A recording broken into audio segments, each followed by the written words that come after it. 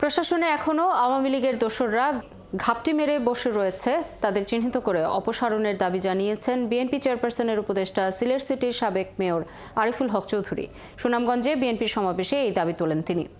কেন্দ্রীয় কর্মসূচির অংশ হিসেবে বুধবার দুপুরে সুনামগঞ্জের পুরাতন বাসস্ট্যান্ড এলাকায় এই সমাবেশের আয়োজন করা হয়। সকাল থেকে ছোট ছোট মিছিল নিয়ে সমাবেশে আসেন বিভিন্ন উপজেলা, ইউনিয়ন, ওয়ার্ডের বিএনপি ও সহযোগী অঙ্গ সংগঠনের কয়েক হাজার নেতাকর্মী।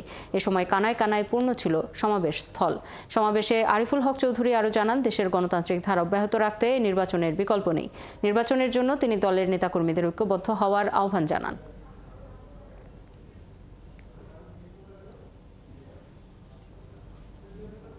সাথে সরকারি আমলারা যারা ওই ছাত্রলীগের আমলারা যারা প্রশাসনে ঘাপটি মেরে আছে ছিল, এখনো বিভিন্ন জায়গায় রয়েছে, তাদেরকে অনতিবিলম্বে এই অন্তর্বর্তীকালীন সরকার তাদেরকে সরিয়ে দিতে হবে।